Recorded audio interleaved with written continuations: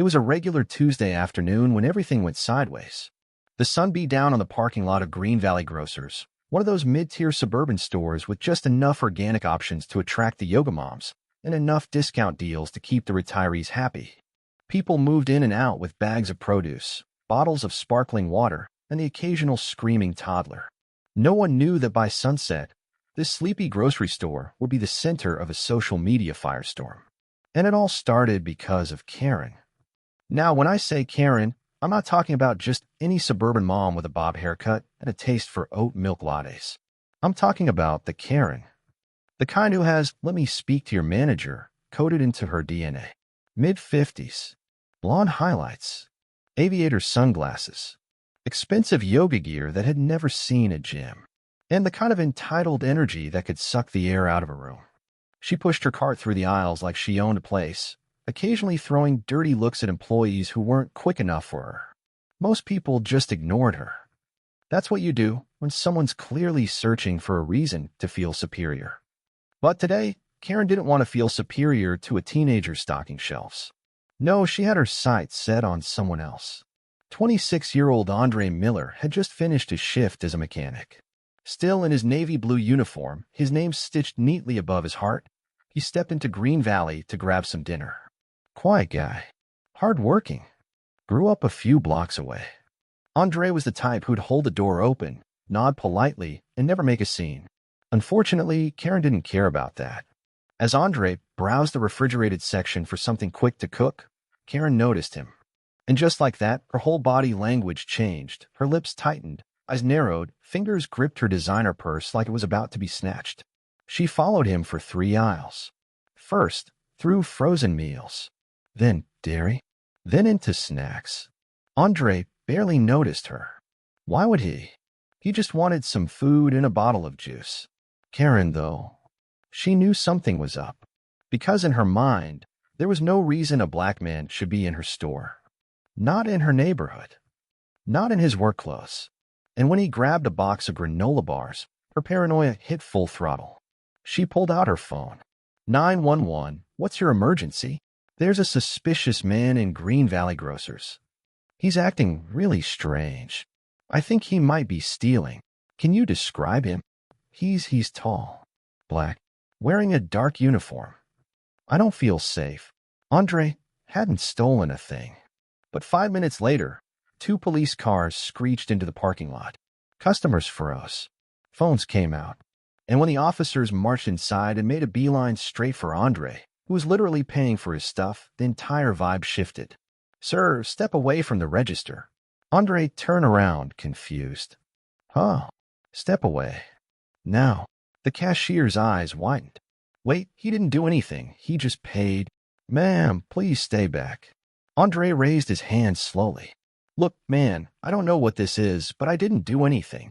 Karen stood nearby, arms folded, watching with satisfaction. Like she just won a game, only she knew she was playing.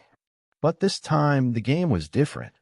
Because what Karen didn't know was that the store had cameras. And what she really didn't know was that someone had been recording her since the moment she started tailing Andre. That video?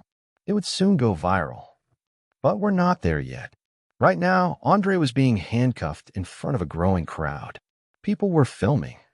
Whispers turned into angry voices. A teenager from the bakery yelled, Yo, he didn't do nothing. I saw it all. The officers hesitated. Andre, calm but visibly hurt, looked one of them in the eye. Is this really happening? Because I wanted granola bars. One of the officers turned to Karen.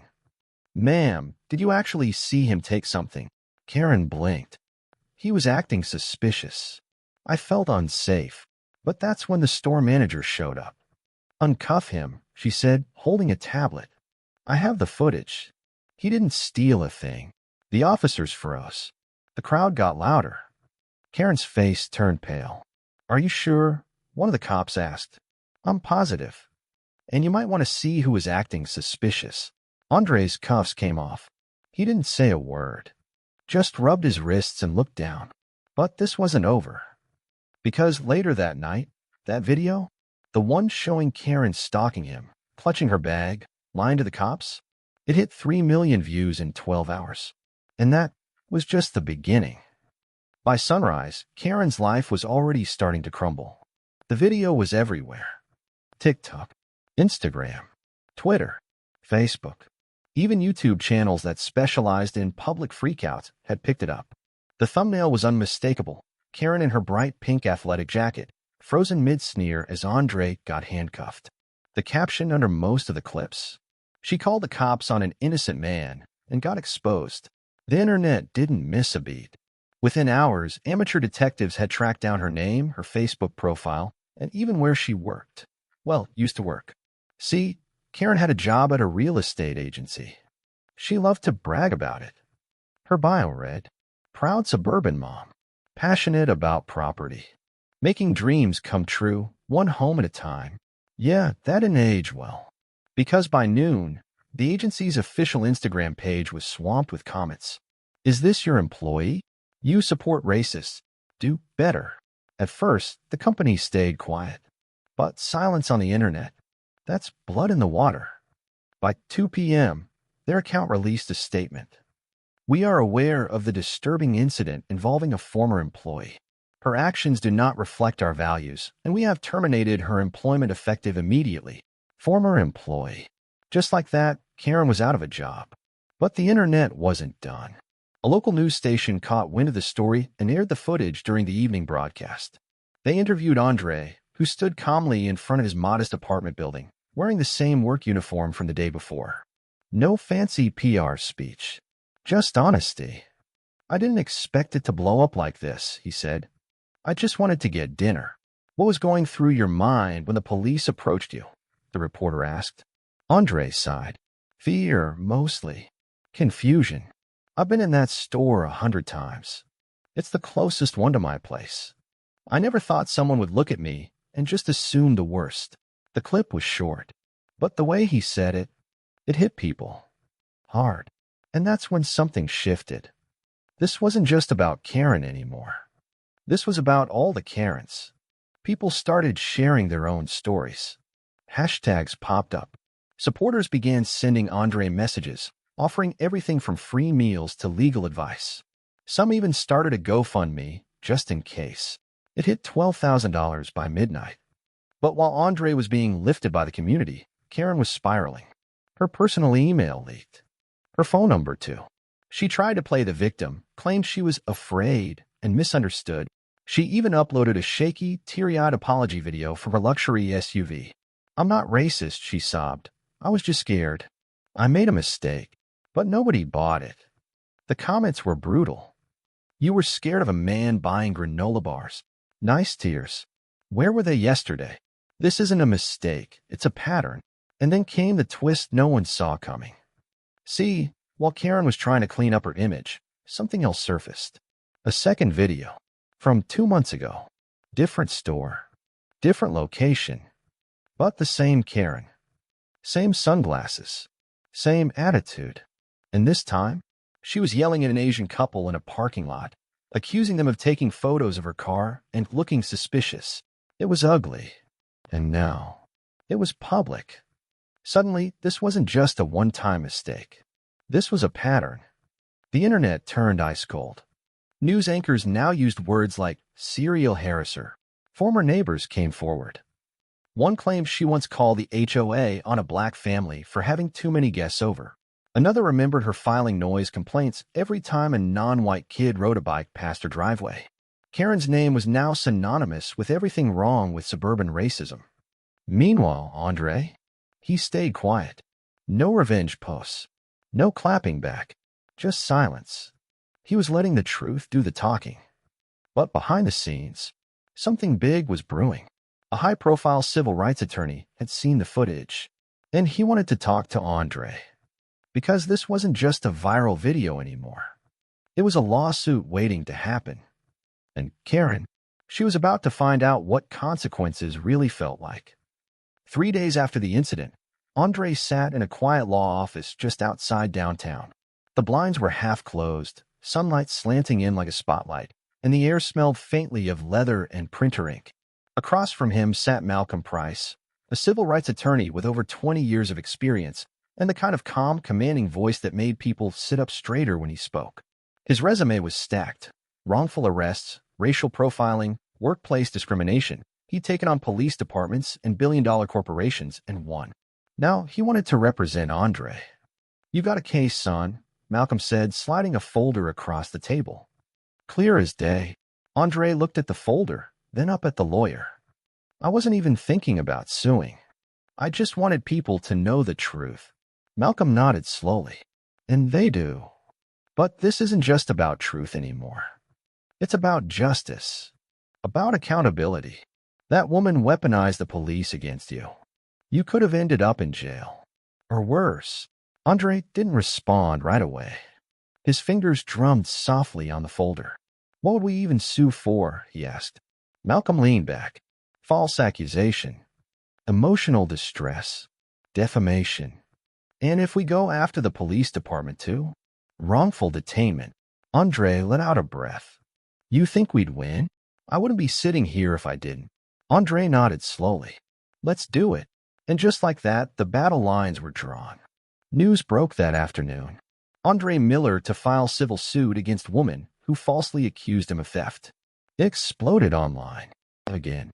Only this time, the headlines weren't just viral fluff, they were legal. Major outlets covered it. Think pieces were written. TV pundits debated whether this could set a new precedent for calling out racially motivated false reports. And Karen, oh, she was in freefall. By now, she'd stopped trying to apologize. Every post she made was flooded with clown emojis and rage. Her face had become a meme. People were even putting her image on t-shirts, mugs, and parody TikToks. Worse, she couldn't go out without being recognized. One woman spotted her in a cafe and live-streamed the entire confrontation. "You tried to ruin a man's life over granola bars." Karen bolted. The clip hit 800K views in 3 hours. But what really broke her? The lawsuit paperwork. Delivered right to her front door by a process server, with cameras watching. You could see her face in the video. Pale, panicked, defeated. "This is harassment," she shouted to no one in particular. But the internet wasn't buying the victim act anymore. The next week, Andre and his lawyer held a press conference. Nothing flashy. Just a few mics, a crowd of reporters, and Andre in a plain gray hoodie. "I'm not doing this just for me," he said calmly. "I'm doing this because this happens to people like me all the time. And it needs to stop." When asked what he wanted from the case, he kept it simple. Accountability. That's it. But behind the scenes, Karen's legal team was scrambling. They knew public opinion was poison. No jury in the country would look at those videos and not see malice. The only option? Settle. Quietly. Quickly. But Karen didn't want to. "She's refusing everything," Malcolm told Andre, shaking his head. "She thinks she's the victim." "Still." Andre exhaled. "Then we go to court." Malcolm smiled. "Good. I was hoping you'd say that." And while Karen was stubbornly clinging to the hope that this would all just go away, Andre was preparing to take the stand. But as they dug deeper into Karen's past, more skeletons started falling out of her closet. Because it turned out, Andre wasn't the first person she'd falsely accused. And this time, there were records to prove it. By the time the court date was set, the internet had already declared Karen guilty. But the legal system, that was a different beast. Andre kept quiet on social media. No statements, no interviews. His lawyer, Malcolm Price, had advised him to stay off the radar and let the case speak for itself. And it would, loudly. Because the deeper they dug, the more disturbing things they found. It started with a call. A woman named Cynthia Barnes, late 40s, soft voice but firm.